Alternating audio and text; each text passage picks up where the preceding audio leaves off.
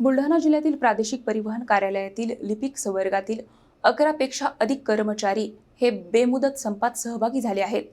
राज्यव्यापी आंदोलनाच्या पार्श्वभूमीवर सुरू झालेल्या या संतापामुळे आरटीओच्या दैनंदिन कामकाजावर मोठा परिणाम होताना दिसत आहे. बुलढाणा जिल्ह्यातील प्रादेशिक परिवहन कार्यालयातील लिपिक संवर्गातील 11 पेक्षा अधिक कर्मचाऱ्यांनी बेमुदत संप पुकारला आहे.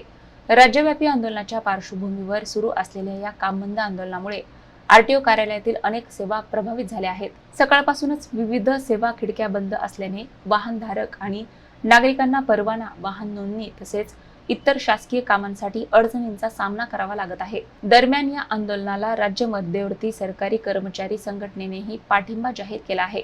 शासनाने कर्मचाऱ्यांच्या मागण्यांची तातडीने दखल घेतली नाही तर आंदोलन अधिक तीव्र करण्यात येईल आणि इतर कर्मचारी संघटनाही संपात सहभागी होतील असा इशारा देण्यात आला आहे.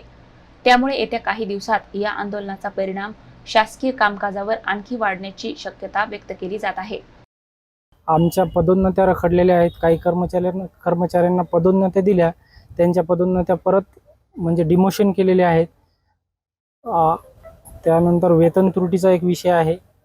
इतर विभागामधील जे कर्मचारी आहेत त्यांच्या वेतनामध्ये आणि आमच्या वेतनामध्ये तफावत आहे. पद एकच आहे परंतु त्यांना वेगळा स्केल आहे, आम्हाला वेगळा स्केल आहे. या संदर्भातही आम्ही शासनाला वारंवार मागण्या करीत आहोत, परंतु शासन आमच्या मागण्याकडे दुर्लक्ष करीत आहे. त्यामुळे आम्ही संपाची भूमिका घेतलेली आहे. कोणी परमिट सरेंडर करण्यासाठी आलेलं आहे, कोणी दंड भरण्याकरता आलेलं आहे, कोणी दुसरे टीओ करण्याकरता आलेलं आहे. तरी यांचे कामकाज होऊ नाही राहिले कर्मचाऱ्याचा संप असल्यामुळं.